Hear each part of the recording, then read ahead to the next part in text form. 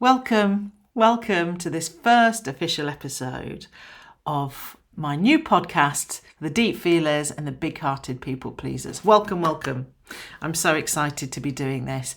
I have wanted to do some longer form talking for a while now, and I have been getting nervous about doing it, and I'm just going to do it because I get frustrated with the short form content of Instagram, and I'd really like to be talking a little bit more. So come along with me on this journey, and hopefully we can really dive into what life is like for us late discovered neurodivergent adults. And by that, I'm really meaning anybody post 18 who didn't know that they were maybe autistic, AuDHD, and other neurodivergences. And my insights, hopefully, as an interpersonal psychotherapist, a registered nurse, and as a coach, and my personal lived experience too, I'm hoping that we're going to have some great conversations, really have some space for reflection, and most of all, learn a little bit more about ourselves. And I'm going to be starting off talking myself, and hopefully then bring on board some guests and have some lovely conversations, because connection is what it's all about, right? This episode, I'd really like to talk about when you don't trust yourself anymore, and the topic of self-trust. Now, when I started thinking about this, actually, the idea of not trusting yourself anymore is actually more about, have we ever really trusted ourselves and had an opportunity to really cultivate that sense of knowing what we like, what we dislike, who we like, who we don't like, where we want to go and who we don't. And finding out about your neurodivergence later on in life means that there's probably been a great deal of masking going on around this, and really deferring your sense of your likes and dislikes to somebody else in the room, somebody else in the relationship, somebody else, because we've been so used to doing that. The culture that we live in, patriarchal capitalist society, is very much a scarcity mindset approach. And it is about ensuring that children particularly are filled with information and told what to do.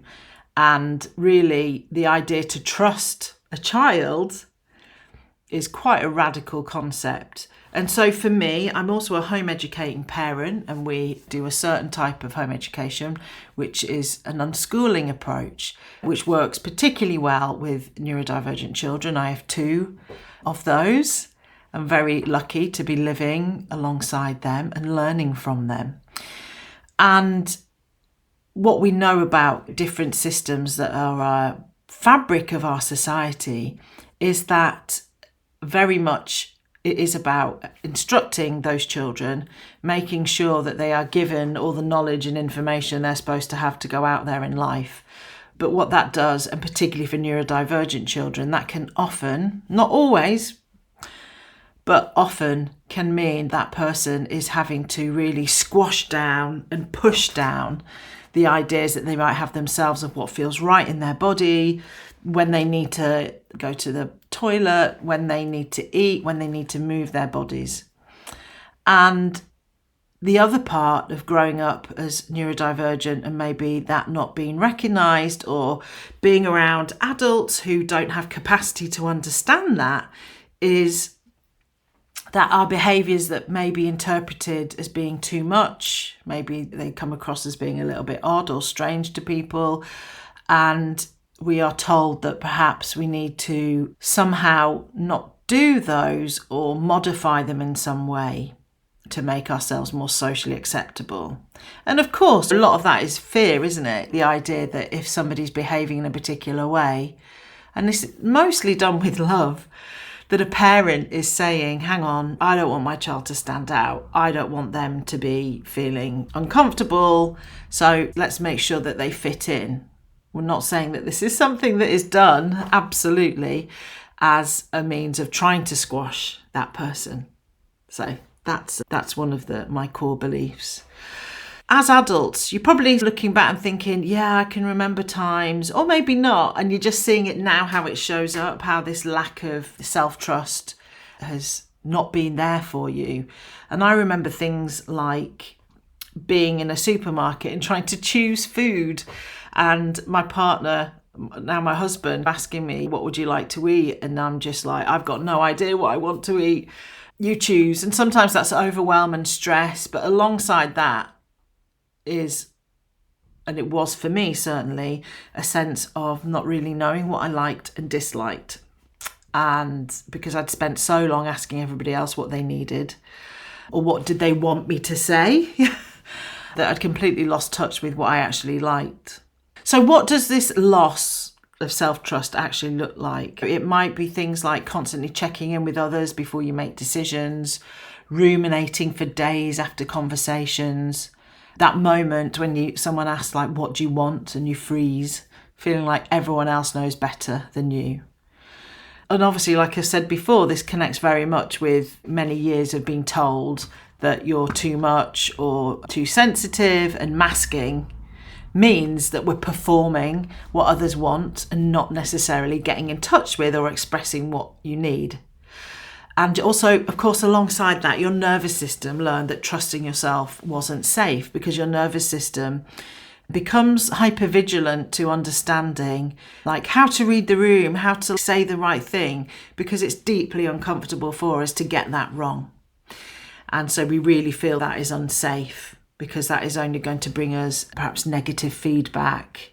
And at the very worst, we are wired not to be cast out from the group, because in terms of survival, that is something as human beings, we need to stay with the group because we're safer.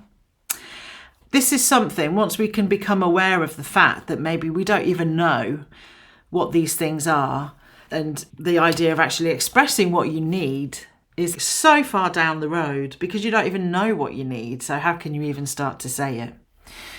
And it is a habit that forms. But the wonderful thing about neuroplasticity that we know now is that we can rewire those parts of our brain. So with a beautiful combination of rewiring our nervous system through some somatic practices, sometimes just simple breath work alongside cultivating new beliefs, that it's okay to have preferences. It's okay to say, actually, I don't really like that. That doesn't make me feel good.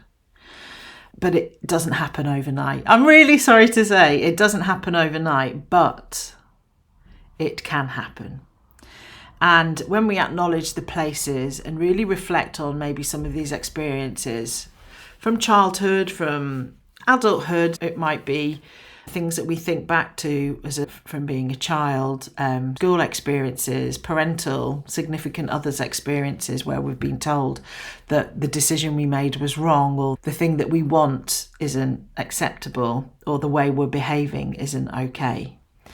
Workplaces, we might get feedback that's really chipped away at our confidence, and late diagnosis or discovery can mean that you've had decades of thinking that you were the problem.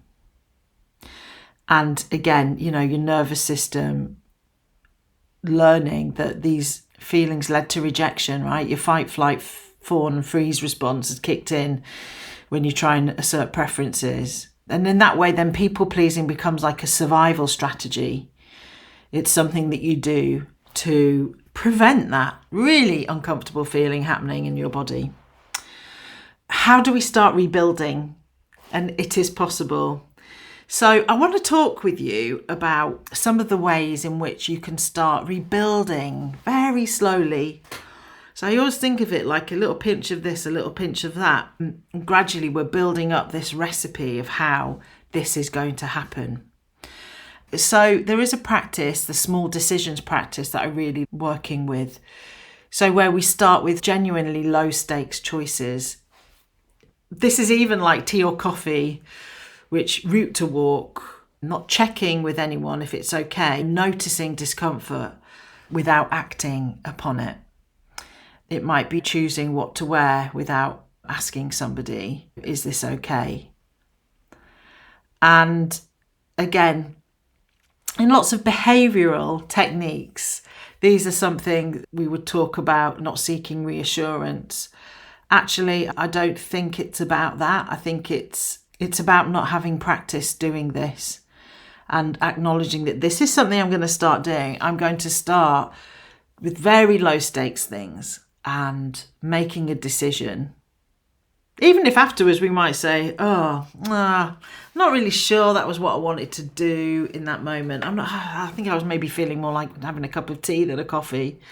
We want to just keep noticing that maybe feels uncomfortable, but without acting upon it. The next thing, body check-ins. So before asking someone else's opinion, pause, put your hand on your chest, ask your body, what does it want? You might not get an answer immediately, and that's okay. What we're trying to do is build this dialogue between you and your body and finding out. So we're getting super, super curious, and we're not expecting to know these answers. So another thing, track your yeses and nos. So for 1 week, this could be an experiment, couldn't it? Notice when you say yes, but you mean no. Don't try and change it. Just notice, write it down. And we're just being a curious observer of actually, that's fascinating. When I was asked, did I want to watch that TV programme? That I thought, God, I really hate watching that. I said yes. Now, there's a caveat to this, because as a parent to neurodivergent children with some specific interests and hobbies, there is a different sort of flavour to this, because there are often times when we might need to be interested and watch and get curious about something that we are not interested in ourselves. That is separate at this point, because we know for those young people, having an interest is going to really help them and their confidence. And then I've done this with my youngest son. He's like, sure, I'll watch that thing, because I'm curious as to what you're into and what really lights you up about that. But then we'll have, when it's a bit cooler, when it's not in that moment, I'll say, yeah, I can see what you like about it. I wouldn't choose to watch that, but I'm really super interested about your interests. So things like that, for me, I see more as a connection point as opposed to overriding what you yourself want. And I think there's a big difference. So that's just something to notice. And once we've started with these small decisions, then we can build that up, and not expecting ourselves to be like really in tune and aware of ourselves by first doing this. It takes time. So just noticing, what smells do you like? Where do you like to go? Who do you want to be with? And getting really curious about it. Because eventually what we want to do is to be able to eventually be in a situation, think, no, this is what I'd like, but I'm happy at this point because I know it's going to make that other person happy for this one time, maybe perhaps, right? But what we're trying to do is step back from that being the default, that being the automatic way in which we do things. And it certainly does not happen overnight. It has taken decades, perhaps, to lose it if you did have it in the first place. And if not, if you didn't have it, it's been decades of reinforced behaviour of where actually pleasing other people and ignoring what you need has been positively reinforced. People are like, oh yeah, go to them. They'll always say yes, or oh, they're so understanding. You might stop being the understanding one at the end of this. It might mean that actually you are not going to be the person that people know can adapt and always be the one who is willing to bend. And that's a good thing, because the less masking that we're doing means there's less decompression time, means that we have a closer relationship with ourselves, which gives us space to have more genuine connections, that we're less exhausted by the masking, because it is exhausting, right? Not saying what you want. For a start, for your nervous system, it's incredibly exhausting because you're constantly trying to read what's going on. It does take time, Every small decision you make without checking, every time you notice what your body actually wants, you're laying down these new neural pathways. And you're teaching your nervous system that trust in yourself is safe now. So an invitation for this week: make one decision without asking anybody else first. Notice what comes up in that situation. I've got a feeling in my chest, or I have this belief that they're going to reject me, that this is going to be terrible. Whatever it is, and it might be all of those and lots of things, that is information, and we want that information. And you might want to journal that, write that down, notice. Set yourself some practice time with that. It's going to be an amazing pathway into understanding yourself a little bit more and giving yourself that permission to do that too. So I look forward to next time. Good luck with that. Remember, it's practice, practice, practice. Be kind to yourselves, and I'll speak to you soon. Big love.